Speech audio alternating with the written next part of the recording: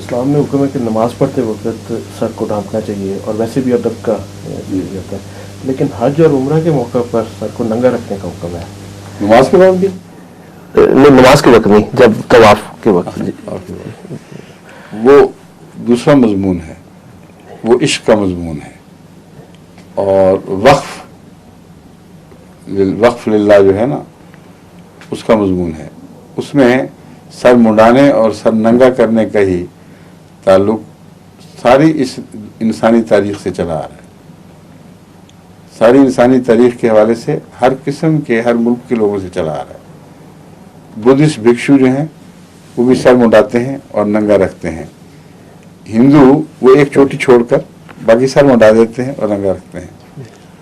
मुसलमान अपने बच्चों के सर मुंडाते हैं पैदा होने के बाद, और फिर कुर्बानी भी देते हैं, हज पे भी कुर्बानी देते हैं, वो सब करते हैं। तो इसके अंदर कुछ मफहूम है।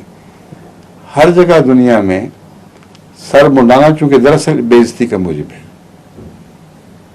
असल बात यह है, मगर एक आला कदर की खातिर अपनी इज्जत नफ्स को मारना ये इज्जत अफजाई हो जाती है, बिल्कुल बरक्स चीज़ पैदा हो जाती है। फिर अल्लाह की खातिर अपनी इज्जतों को नज़रअंदाज कर देना और खुदा के हुजूर अपनी अना को कुल्लियतन कत्ल कर देना, उसकी निशानी है सर मुंडाना। और वक्फ की भी निशानी है। वक्फ भी इसी मजमून से ताल्लुक़ रखता है, क्योंकि ये लोग इनके मज़ाहिब में सब हर एक सर नहीं मुंडाता, जो वक्फ हो वही सर मुंडाता है। तो ये इस्लामी में नहीं, बाकी जगहों में भी यही चीज़ चली आ रही है। ननें भी सर मुंडाती हैं। तो ये जो सर मुंडाना है, एक ये आलमी तभी इजहार है इस बात का कि हम खुदा के हो गए, किसी के हो गए।